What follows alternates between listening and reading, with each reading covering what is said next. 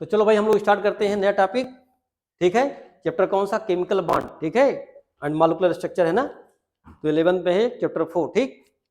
देखो भाई एक साइंटिस्ट है चार्ल्स कॉल्सन, इन्होंने क्या कहा भाई, a bond does not really exist at all, it is a most convenient fiction.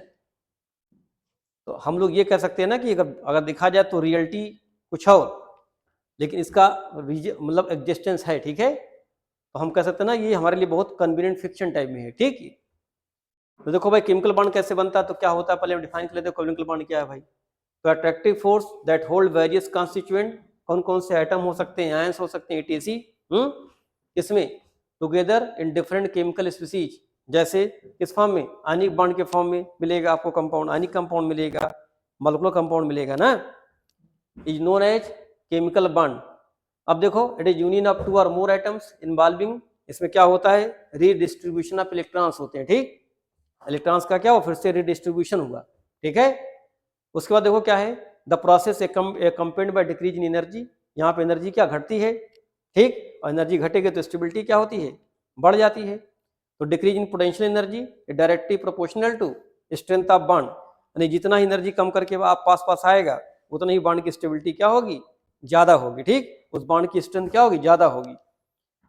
फिर देखो therefore molecules are more stable than atoms, इसलिए बोला गया आइटम से ज्यादा स्टेबल कौन होते हैं, उसके मॉलिक्यूल, ठीक है। तो जब आइटम फ्री फॉर्म में होता है, जब कंबाइन करता है तो क्या बनता है, मॉलिक्यूल्स। तो इस दौरान क्या करते हैं, एनर्जी को घटाते हैं, इससे इनकी स्टेबिलिटी क्या होती है, बढ़ जाती है।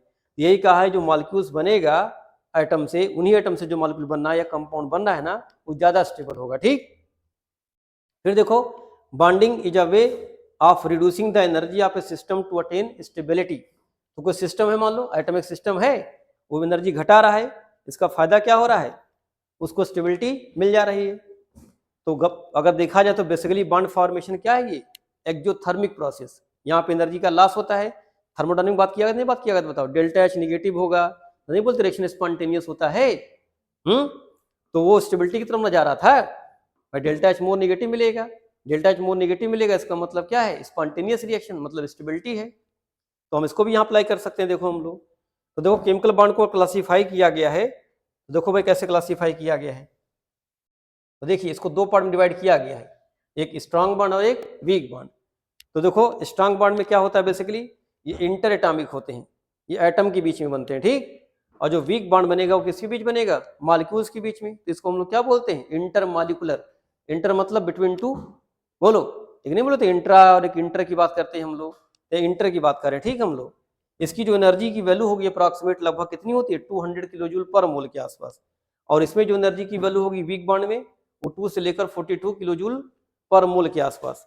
अब देखो इसमें कौन कौन से बॉन्ड पढ़ते हैं हम लोग, ionic bond, covalent bond, coordinate bond और मेटेलिक बॉन्ड। इसमें क्या पढ़ेंगे, वीक बॉन्ड में हम लोग हाइड्रोजन बॉन्ड पढ़ेंगे, ठीक। इनकी जो एनर्जी की वैल्यू होगी वो 8 से लेकर कितना होगा, 42 किलो जूल पर मोल के आसपास। और एक पढ़ेंगे वंडर वाल फोर्स, इसमें क्या होगा, 2 से लेकर 8 किलो जूल पर मोल के आसपास इसकी एनर्जी। तो ये तो क्या है क्लासिफिकेशन बॉन्ड। अब देखते हैं वीक बॉन्ड को कैसे देखो डिवाइड किया गया। फिर देखो भाई वीक बॉन्ड को कैसे डिवाइड किया गया। तो देखो भाई वीक बॉन्ड में क्या देखो है, अगर हम वंडर वाल फोर्स की बात करेंगे तो इसमें कौन कौन से फोर्स पढ़ने आपको रहेंगे, डाइपोल डाइपोल इंटरेक्शन, जिसको हम कीजम इफेक्ट के नाम से भी जानते हैं, ठीक। एक पढ़ेंगे डाइपोल इंड्यूस डाइपोल, जिसको डिबाई के नाम से भी जानते हैं। एक पढ़ेंगे इंस्टेंटेनियस डाइपोल, इंड्यूस डाइपोल। एक जानेंगे हम लोग ion dipoles, ion induce dipole, ये भी जानेंगे हम लोग, ठीक। हाइड्रोजन बॉन्ड में 2 टाइप के पढ़ा गया था, याद है हम लोग बताए थे एक बार, इंटर मॉलिक्यूलर एच बॉन्डिंग होगी और इंट्रा मॉलिक्यूलर होगी। इंट्रा में क्या होगा, एक मॉलिक्यूल के अंदर ही क्या होगा, आपस में बॉन्डिंग कर लेंगे, जैसे आर्थोनाइट्रोफिनॉल, ठीक। लेकिन इंटर में क्या होगा, 2 अलग अलग, मतलब 2 अलग अलग क्या होंगे मॉलिक्यूल्स, ठीक है। जैसे वाटर वाटर हो सकता है, वाटर एल्कोहल हो सकता है, लेकिन 2 डिफरेंट 2 मॉलिक्यूल्स अलग होंगे, उनके बीच में क्या होगा, एच बॉन्डिंग। तो बोलते हैं बिटवीन टू। इंटर का मतलब बिटवीन टू, इंट्रा का मतलब विद इन वन, एक के अंदर होगा, ठीक है। अब देखो अगर इसको हम थोड़ा लर्न करने के पर्पज से सीखे तो क्या सीखते थे बताओ, इंडियन क्रिकेट में है धोनी विकेट कीपर, इसको लिख लो भाई। इंडियन का मतलब ये स्ट्रांगेस्ट फोर्स, सबसे कौन सा सबसे स्ट्रांगेस्ट फोर्स है। तो आई का मतलब क्या लिख लो, यहाँ पे आई का मतलब क्या लिखेंगे हम लोग, आयनिक बॉन्ड, ठीक। यहाँ सी का मतलब क्या है, कोवैलेंट बॉन्ड। बात समझ रहे हैं? तो आयनिक बॉन्ड हो जाएगा, कोवैलेंट बॉन्ड देखो इसमें हो जाएगा। और देखो हम लोग क्या बात कर सकते हैं, एम है, एम का मतलब क्या होगा, मेटेलिक बॉन्ड। ठीक, एक मिलेगा आपको एच, एच का मतलब क्या है, एच का मतलब हम लोग क्या बात करेंगे यहाँ पे, हाइड्रोजन बॉन्ड। जो बात किया था ना अभी, देखो यहाँ पे दो टाइप का होगा, बोलो। यहाँ पे डी का मतलब क्या है, डाइपोल डाइपोल इंटरेक्शन। तो डी का मतलब क्या है, डाइपोल डाइपोल इंटरेक्शन। और एक बी यहाँ पे क्यों लिया विकेट कीपर में, इसका मतलब वंडरवाल फोर्स। तो सबसे वीकेस्ट फोर्स कौन सा है, ये क्या है, सबसे वीकेस्ट फोर्स या वीकेस्ट बांड कह सकते हैं हम लोग। और ये इंडियन वाला बताओ क्या, आयनिक बांड कौन सा है, सबसे स्ट्रांगेस्ट। तो ये लर्न करने के पर्पज से आपको दे दिया गया है कि सबसे स्ट्रांगेस्ट बांड कौन सा होगा, आई वाला यानी इंडियन आयनिक बांड। और सबसे कमजोर बांड कौन सा होगा, वंडरवाल फोर्स। ठीक, तो इसको ऐसे याद करो, इंडियन क्रिकेट में है धोनी विकेट कीपर। बात समझ में रहे हैं?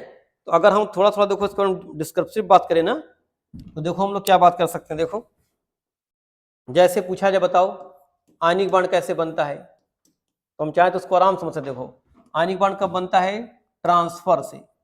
किसका ट्रांसफर होता है, इलेक्ट्रॉन्स का। अब ट्रांसफर कहां से कहां होगा बताओ, मेटल से नॉन मेटल की तरफ। बोलो, बात समझ रहे हैं? जैसे एग्जांपल देखो, Na, इसके ऊपर एक आउटर मोस्ट एक इलेक्ट्रॉन देखो है 281। बोलो, और इसका Cl से के साथ रिएक्शन हुआ, बताइए।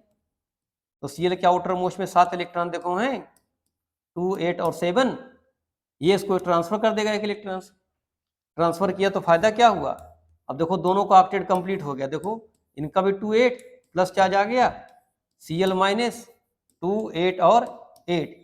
अब देखो ये क्या बन गया, नियान, और ये क्या बन गया, आर्गन। बात समझ रहे हैं? तो आयनिक बॉन्ड में क्या होता है, ट्रांसफर ऑफ इलेक्ट्रॉन्स होता है, सबसे स्ट्रांगेस्ट बॉन्ड हो गया। बोलो बोलो। फिर देखो बात करेंगे कोवैलेंट बॉन्ड की। तो कोवैलेंट में क्या करना बताओ, इसमें क्या होता बताओ, शेयरिंग होगी। तो पूछा किसकी शेयरिंग होगी भाई, शेयरिंग ऑफ इलेक्ट्रॉन्स की। अब इक्वल शेयरिंग हो सकती है, अनइक्वल हो सकती है। तो अगर शेयरिंग कैसी हुई, अनइक्वल, तो कौन सा बॉन्ड बनेगा, इसी का नाम क्या हो जाएगा, पोलर कोवैलेंट बॉन्ड बोल देंगे इसको हम लोग। अगर इक्वल शेयरिंग हो गई, अगर इक्वल शेयरिंग हुई तो क्या बन जाएगा, नॉन पोलर कोवैलेंट बॉन्ड। बात समझ रहे हैं? बोलिए। जैसे देखो एग्जांपल में देखो क्या है, H और Cl के बीच में इलेक्ट्रॉन था, इनमें इलेक्ट्रॉन की शेयरिंग हुई। तो शेयरिंग से इलेक्ट्रॉन तो होना चाहिए, बीच में होना चाहिए था ना, लेकिन देखो शिफ्ट हो गया Cl की तरफ। तो एक्चुअली में क्या हुआ बताओ, इलेक्ट्रॉन्स कहाँ दिखा आपको, Cl के पास। इससे क्या हो जाएगा, जो इलेक्ट्रॉन डेंसिटी है ना, वो Cl के पास ज़्यादा दिखाई पड़ेगी, कुछ ऐसा। इस पे हल्का सा कौन सा चार्ज आएगा, प्लस, और इस पे हल्का सा कौन सा चार्ज आएगा, माइनस। तो पोल्स बन गए, इसलिए बॉन्ड का नाम क्या पड़ गया, शेयरिंग के बाद पोल्स बन गया तो नाम पड़ गया इसका पोलर कोवैलेंट बॉन्ड। नाम में देखो क्या था इसमें भाई, Cl, ये इलेक्ट्रॉन्स इसको इक्वली शेयर कर रहा, देखो Cl। तो इलेक्ट्रॉन्स कहाँ देखो, एकदम बीच में होगा, देखो एकदम से। बोलो, दो क्लाउड ऐसे दिखाई पड़ेंगे आपको, तो कहीं पर चार्ज का सेपरेशन नहीं होगा, ठीक, या कहीं पर भी कोई चार्ज डेवलप नहीं होगा, इसलिए यहाँ पे कोई पोलैरिटी नहीं आएगी। तो नाम क्या पड़ गया इसका, नॉन पोलर कोवैलेंट बॉन्ड। उसके बाद देखो हम बात करते हैं किसकी, कोऑर्डिनेट बॉन्ड होता। देखो कोऑर्डिनेट बॉन्ड कैसे बनता है, इन सी सब बॉन्ड के बारे में बात करेंगे हम लोग चैप्टर में, ठीक है। तो कोऑर्डिनेट बॉन्ड है, इनकी प्रॉपर्टी क्या होती है, आयनिक से कम और कोवैलेंट से ज्यादा। तो देखो भाई कोऑर्डिनेट बॉन्ड में क्या भाई, यहाँ पे एक डोनर होगा, ठीक है, यहाँ पे एक डोनर होगा जो अपना दोनों इलेक्ट्रॉन किसको दे देगा, एक्सेप्टर को। रिडॉक्स रिएक्शन में भी आया था ये, डोनर एक्सेप्टर बॉन्ड बना था, याद है।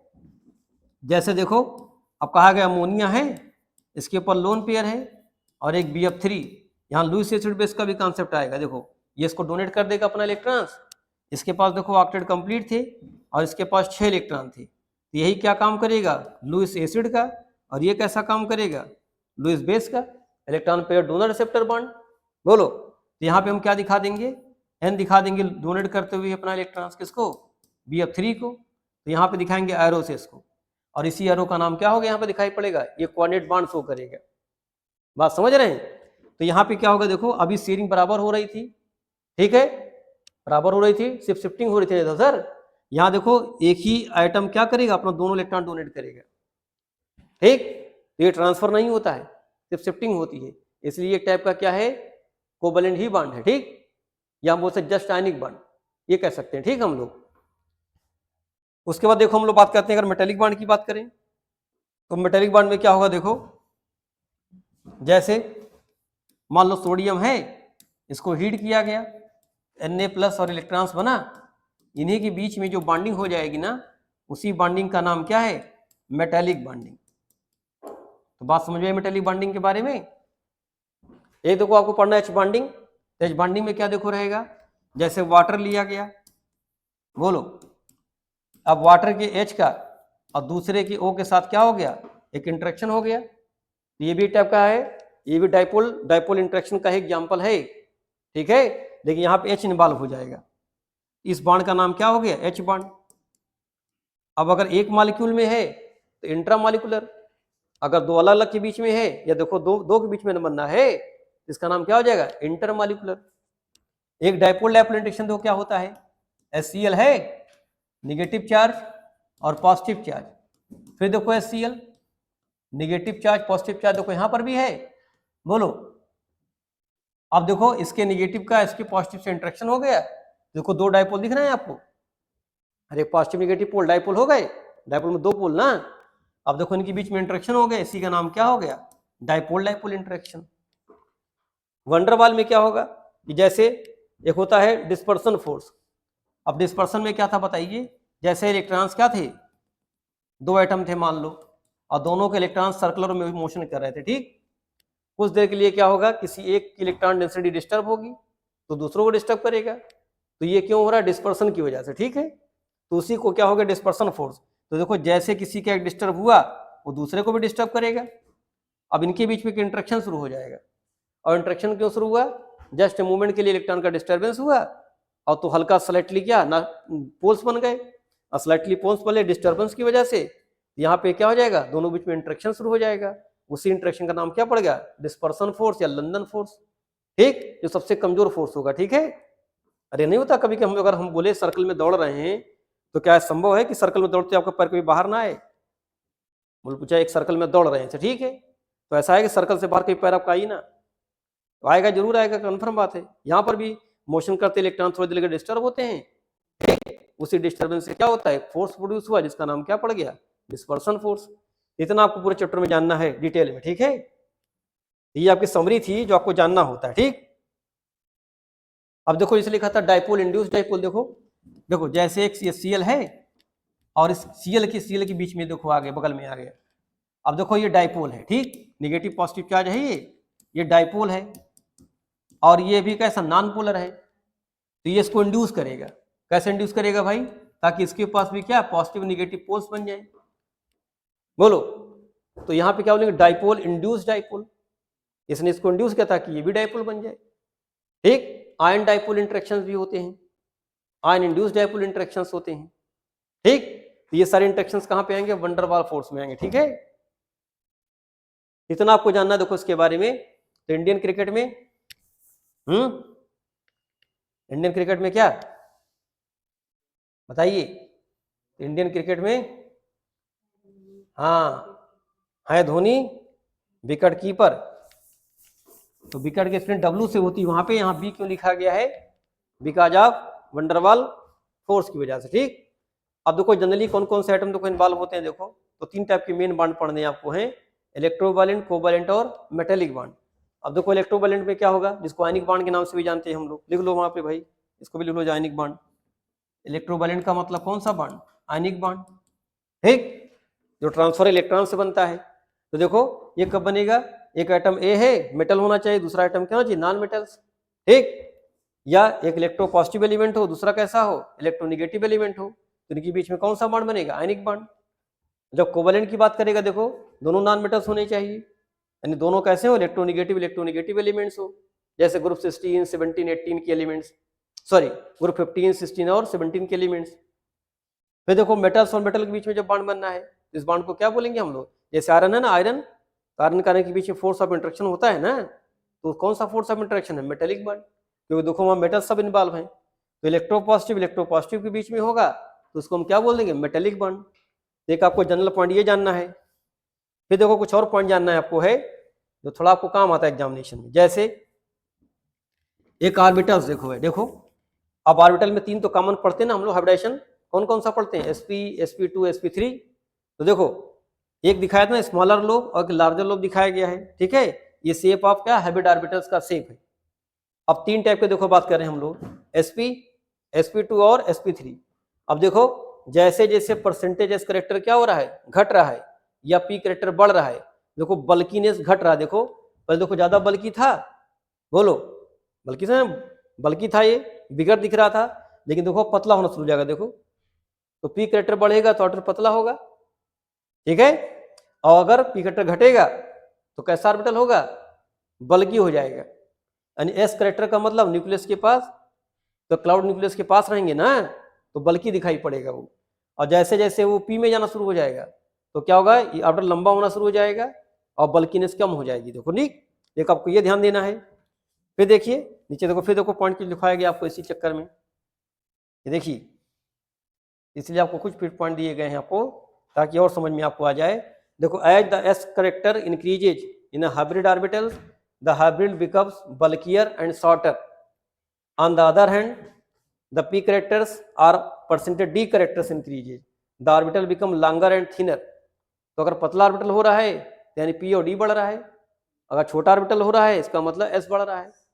तो देखो यहाँ पे एस करेक्टर्स क्या है बताइए? डायरेक्टली प्रोपोर्शनल टू इलेक्ट्रोनेगेटिविटी, ये भी कई बार बता चुके हैं आपको हम। एस करेक्टर ज्यादा होगा तो ज्यादा इलेक्ट्रोनेगेटिव, जैसे ट्रिपल बॉन्ड सी था, डबल बॉन्ड सी था और सिंगल बॉन्ड सी था, तो ट्रिपल बॉन्ड सी क्या था? More electronegative because of 50% s character. फिर देखो percentage characters directly proportional to bulkiness of the orbitals, जितना ज्यादा परसेंटेज करेक्टर होगा उतना बड़ा ऑर्बिटल दिखेगा, बल्कि दिखेगा, ठीक है। उसके बाद देखो परसेंट पी करेक्टर्स, बोलो directly proportional to longitivity and thinness. P बढ़ेगा तो पतला ऑर्बिटल होगा, लंबा ऑर्बिटल हो जाएगा।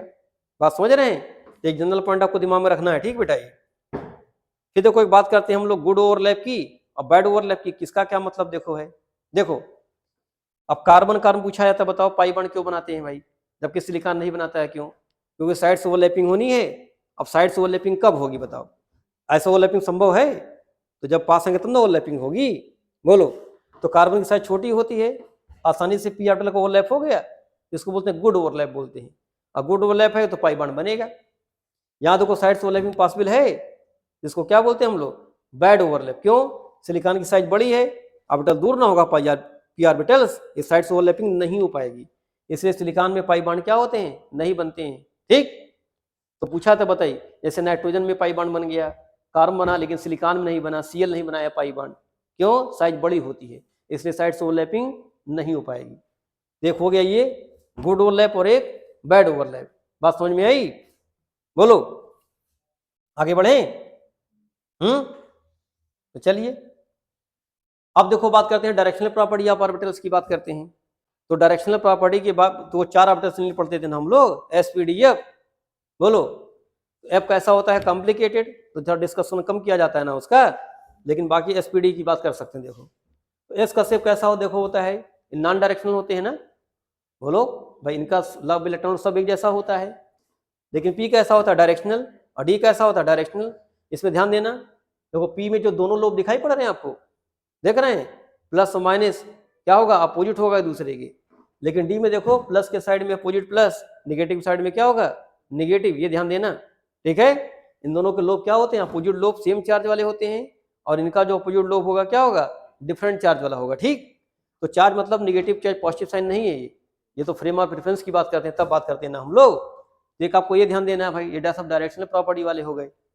अब देखो type of overlap based on the direction, देखो बोलते हैं पॉजिटिव ओवरलैप, एक बोलते हैं नेगेटिव ओवरलैप, और एक जीरो ओवरलैप। तो पॉजिटिव वाले क्या है? अलाउड हैं। पॉजिटिव समझ रहे हो? मतलब ओवरलैपिंग होने से बॉन्ड बना, ठीक। गुड ओवरलैपिंग हुई तो इसका मतलब क्या है? Positive overlap. और निगेटिव और जीरो का मतलब क्या है? नो ओवरलैपिंग, ठीक।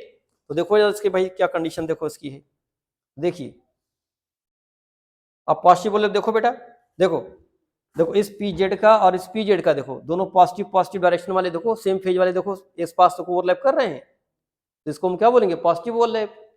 यहाँ देखो एस का किस डायरेक्शन से, जेड डायरेक्शन से देखो, इंटरन्यूक्लियर एक्सिस से देखो हो रहा है इसका भी ओवरलैपिंग, तो ये भी कैसा हो गया, पॉजिटिव ओवरलैप, मतलब यहाँ पे बॉन्ड फॉर्मेशन होगा। ठीक, और देखो भाई पॉजिटिव ओवरलैप में क्या क्या हो सकता है, देखो अभी पी वाई दोनों देखो हैं भाई, ये पी वाई ये भी पी वाई, देखो दोनों का पॉजिटिव एक साइड नेगेटिव एक साइड, ओवरलैपिंग होगी, ये भी किसके एग्जांपल हो जाएंगे, पॉजिटिव ओवरलैप की।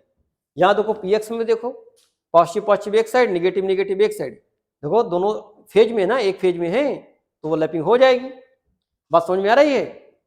अब देखो बात करते हैं जीरो ओवरलैप की, बात करें हम लोग तो जीरो में देखो क्या भाई, ये देखो इसके परपेंडिकुलर और ये इंटरन्यूक्लियर एक्सिस देखो, तो जरा बताओ ये देख रहे हो, ये बताए ना ये नोड होता था नोड, और नोड में इलेक्ट्रॉन डेंसिटी क्या होती है, जीरो, एस का इससे कोई ओवरलैपिंग हो गई अब, तो जीरो ओवरलैपिंग हो गया। यहाँ देखो क्या भाई, एक पी डायरेक्शन एक्स डायरेक्शन में वाई डायरेक्शन में कभी मिलेंगे दूसरे से, तो कैसा ओवरलैपिंग हो गया, जीरो ओवरलैपिंग। बात समझ रहे हैं। तो लोग बे पढ़े थे, याद है, लिखा था कंस्ट्रक्टिव बे पढ़े थे, डिस्ट्रक्टिव बे पढ़े थे, याद है। तो कंस्ट्रक्टिव में क्या हुआ था, एम्पलीट्यूड बढ़ जा रहा था, डिस्ट्रक्टिव में कम हो जा रहा था। तो क्यों बढ़ा था भाई इसमें, क्योंकि सेम फेज में थे।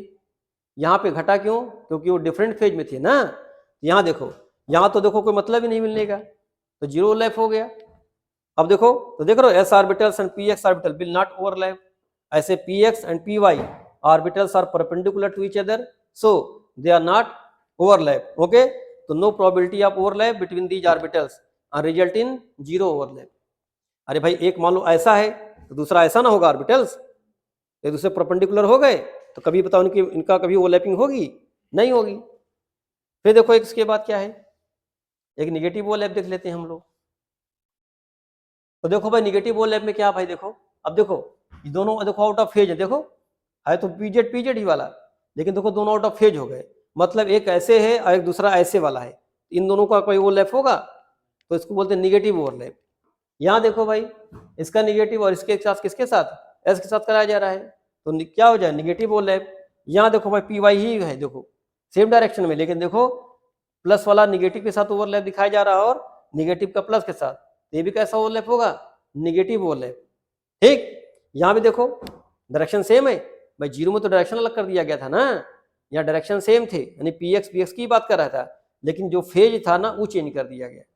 देखो दोनों आउट ऑफ फेज हो गए, तो ये निगेटिव ओवरलैप का एग्जांपल हो जाएगा। तीन टाइप के ओवरलैपिंग आपको जानना है, जैसे पॉजिटिव ओवरलैप पे क्या होगा, मतलब बॉन्ड बनेगा, लेकिन निगेटिव और जीरो में कोई बॉन्ड फॉर्मेशन नहीं होगा। अब देखो भाई इलेक्ट्रोनेगेटिविटी की बात कर लें, ये तो बिल्कुल अच्छा तलब है ना, इससे बहुत सारे काम आते हैं। तो कौन कौन से देखो बोला गया था, जैसे लिथियम का याद कर लीजिए 1.0 होता है, अब कितना ऐड करते जाओगे इसमें, सेकंड रो वाले में 0.5, तो बेरिलियम का कितना हो गया 1.5, बोरान में जाओगे तो 2.0, फिर 2.5, 3.0, 3.5 और 4.0।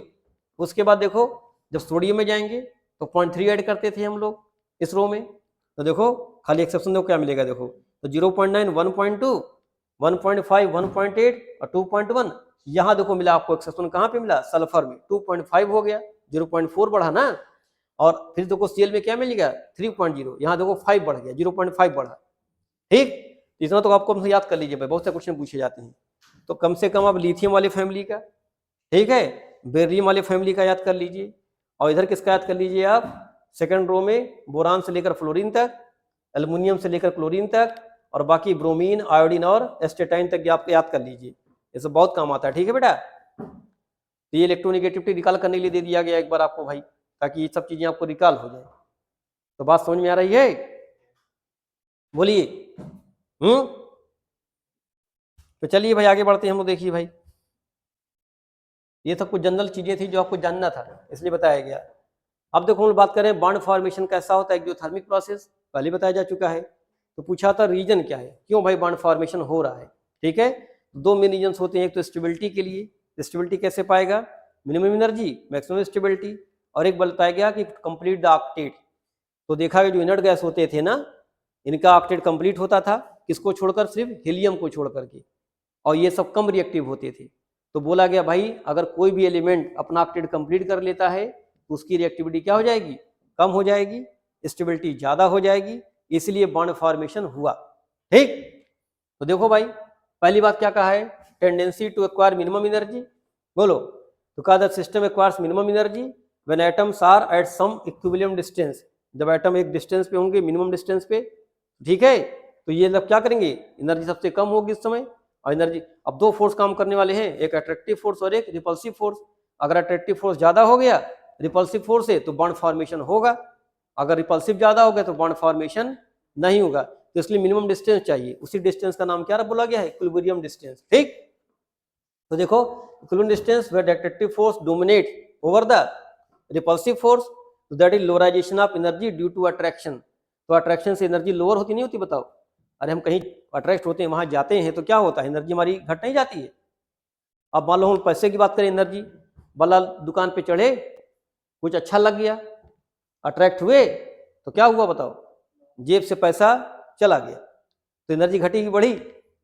हाँ, चाट की दुकान पे जा रहे थे, अचानक क्या हुआ, बतासा खाने का मन कर गया, तो क्या हुआ बताइए, अट्रैक्शन बढ़ा, तो इससे क्या नुकसान हुआ आपका, आपका पैसा चला गया, तो पैसा गया मतलब एनर्जी कम हो गई, बोलो। तो यहाँ भी तो कोई चीज हो रहा है। अब देखो यहाँ बेटा क्या होने वाला, देखो, तो देखो भाई एक एटम ये, एक एटम देखो ये, अब देखो ये न्यूक्लियस के बीच में क्या होगा, रिपल्सन, बोलो, जो लाल दिखाई जा रहा है ना, इस इलेक्ट्रॉन क्लाउड की और इसके इलेक्ट्रॉन में रिपल्सन होगा। लेकिन देखो इसका इलेक्ट्रॉन क्लाउड्स, बोलो, इसके इलेक्ट्रॉन क्लाउड के साथ क्या, देखो इसका न्यूक्लियस और इसके इलेक्ट्रॉन क्लाउड के साथ क्या होगा बताओ, अट्रैक्शन, बोलो। अरे भाई तो देखो इनका अट्रैक्शन होगा, बताओ, एक तो इस न्यूक्लियस का इस इलेक्ट्रॉन के साथ अट्रैक्शन होगा और इस बाहर वाले इलेक्ट्रॉन के साथ भी तो अट्रैक्शन होगा।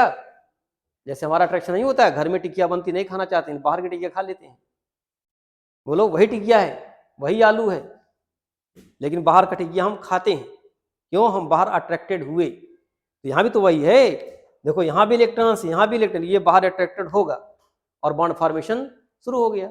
अगर अट्रैक्शन ज्यादा हो गया रिपल्सन से तो बॉन्ड फॉर्मेशन होगा, मतलब गए टिकिया ज्यादा अच्छी लगी तो खा के ही ना आएंगे, बोलो। तो देखो एक यहाँ पे ये कंडीशन देखो है, तो देखो ये क्या डिनोट कर, देखो the nucleus electron attractions are greater than nucleus and electron repulsion resulting into the net attractive force that bind the atom together.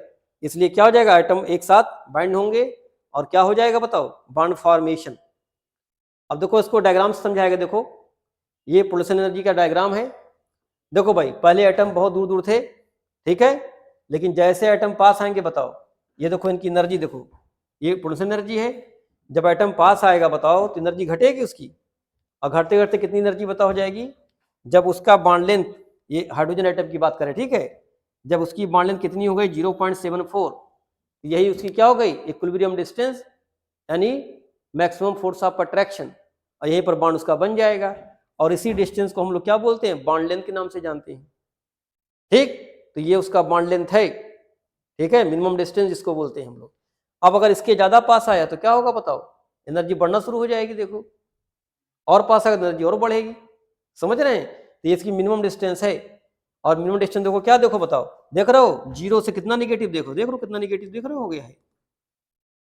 तो एनर्जी इसने क्या किया है, लोराइज किया, इसलिए क्या बॉन्ड फॉर्मेशन हो गया। अब और पास आएगा तो क्या होगा, रिपल्सन शुरू हो जाएगा। हमारे घर में भी तो यही होता है, बहुत अट्रैक्शन होते होते रिपल्सन शुरू हो जाता है, ज्यादा अट्रैक्शन हुआ, पास आ ज्यादा है तो रिपल्सन शुरू हो जाता है। नहीं बोलते लिमिट तक अट्रैक्शन रखना चाहिए ताकि झगड़े कम हो, बोलिए। तो यहाँ भी देखो ये चीजें देखो। अब देखो बात करते हैं हम, देखो तो ग्राफ तो समझ लेना बेटा अच्छे से, ये हाइड्रोजन की एनर्जी भी है 104, ठीक है, ये एनर्जी है, कौन सी एनर्जी, वो जो बॉन्ड बना है बीच में उसको तोड़ने की एनर्जी, यानी इतनी एनर्जी से लोअर हुआ है, इतनी एनर्जी दो दोगे तो बॉन्ड ये टूट जाएगा। ठीक, अब देखो the change in energy that occurs at 2h2 1s atomic orbital approach to each other, तो the inter nuclear distance at minimum energy is the length of the HH covalent bond. भाई sharing हो रही है ना, यहाँ पे transfer हो नहीं रहा है। फिर देखो at the inter nuclear distance of 74 picometre, angstrom में कितना होगा 0.74 angstrom. The energy lowest because attractive force are maximised, the lowest energy state is the most stable, यही इसका क्या मोस्ट स्टेबल कंडीशन है। तो देखो एनर्जी बहुत ज्यादा थी, देखो डिस्टेंस कितना था दोनों के बीच में, लेकिन जैसे एनर्जी को मिनिमाइज किया अब स्टेबिलिटी इनकी बढ़ गई। तो पूछा जाए बताओ एच एटम ज्यादा स्टेबल है कि H2 ज्यादा स्टेबल है? H2 ज्यादा स्टेबल है in the form of molecules, ठीक, क्योंकि इसने एनर्जी क्या बहुत कम कर दी है। तो पहला कंडीशन तो ये है कि मिनिमाइज द एनर्जी। अब सेकंड कंडीशन देखो क्या है भाई, the tendency to acquire noble gas configuration. तो भाई सारे एटम क्या चाहते हैं भाई कि नोबल गैस, क्या हुआ कि हल्ला मचा भाई कि नोबल गैस के पास क्या होता है, ऑक्टेट कंप्लीट होते हैं। तो अगर हम भी कंप्लीट कर लेंगे तो हम भी क्या बन जाएंगे, स्टेबल हो जाएंगे। तो every atom approach toward this side और to complete the octet, okay, so that they complete their noble gas configuration. खाली किसको छोड़ करके, H को छोड़ करके, वो क्या पूरा करता है, डुप्लेट। अब एक क्वेश्चन देखो पूछा जाता है, देखो ऐसे ग्राफ बना क्वेश्चन पूछा जाता है, देखो देखो बेटा यहाँ पूछा था, देखो दे दिया रीजन बना के दे दिया, देखो रीजन 1, रीजन सी, बोलो, और क्या है रीजन देखो डी और रीजन बी। तो रीजन ए दिया गया, रीजन बी दिया गया। अब देखो इस हाफ के बाद उधर देखो, बोलो इधर देखो अभी एटम्स अननोन थे, यहाँ पे रिपल्सन की वजह से ऐसा होगा। तो देखो जब रीजन ए से सी में आए तो एनर्जी कम किया, बोलो इधर आ गए तो एनर्जी और कम किया, बताओ बोलो। अब और ज्यादा पास आएंगे तो रिपल्सन बढ़ेगा, एनर्जी बढ़ेगी। तो कुछ कंडीशन देखो ऐसी दी गई है।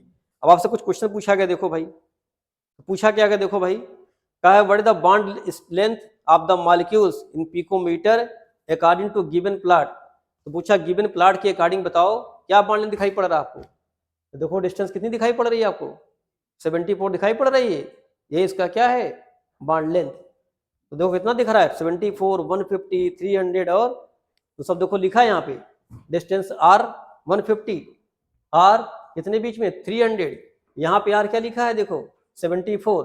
इसी को बॉन्ड लेंथ क्यों मानेंगे देखो हम लोग, तो सबसे लोअर यही देखो है, बोलो। तो जो मिनिमम एनर्जी होगी उसी में जो बॉन्ड लेंथ होगी भाई उसका क्या हो जाएगा बॉन्ड लेंथ। सेकंड देखो क्या कह रहा है, according to the figure which region represent the repulsive force are greater than attractive force. तो बताओ भाई इसमें कौन सा ऐसा रीजन है जो ये शो कर रहा है कि अट्रैक्टिव फोर्स से ज्यादा रिपल्सिव फोर्स हो गया है। तो देखो भाई रीजन ए में अट्रैक्शन, बोलो सी में भी देखो अट्रैक्शन हो रहा है भाई, यहाँ तो कुछ नहीं था पहले अट्रैक्शन और रिपल्सन, यहाँ देखो अट्रैक्शन हुआ, बोलो यहाँ और देखो अट्रैक्शन हो रहा है। लेकिन इसके बाद देखो क्या हो रहा है रीजन बी में, ये ग्राफ ऊपर क्यों गया है, मोर एनर्जी का ग्राफ हुआ ना, इसका मतलब यहाँ पे बताओ क्या है मोर रिपल्सन। बात समझ रहे हैं, तो कौन सा रीजन हो जाएगा इसका आंसर बताइए, इसका आंसर कौन सा जाएगा बी वाला, रीजन बी में क्या है मोर रिपल्सन। थर्ड देखो क्या है, which point the figure represent the attractive force equal to repulsive force. तो कर बताओ किस पॉइंट पे अट्रैक्टिव फोर्स और क्या बात करें हम लोग रिपल्सिव फोर्स इक्वल हो जाए। तो बोलो भाई कौन सा पॉइंट देखो दिखाई पड़ा, देखो देखो भाई यहाँ पे देखो अभी अट्रैक्शन कम है, यहाँ देखो अट्रैक्शन और कम है देखो, लेकिन यहाँ पे जाके देखो अट्रैक्शन ज्यादा हो रहा है ना। अब इससे ज्यादा अट्रैक्शन नहीं हो पाएगा बताओ, अब रिपल्सन भी शुरू हो जाएगा। एक यही मिनिमम कंडीशन है इक्विवेलेंट डिस्टेंस जिसको बोलते थे ना, जहां अट्रैक्शन इक्वल टू क्या हो जाए रिपल्सन। तो कौन सा पॉइंट दिखाई पड़ रहा है यहाँ पे एफ। तो इस टाइप के क्वेश्चन पूछे जा सकते हैं भाई आपसे, बात समझ में आ रही है। इसको देख लो जल्दी से, फिर हम लोग बात करते हैं थ्योरी ऑफ केमिकल बॉन्डिंग की, ठीक।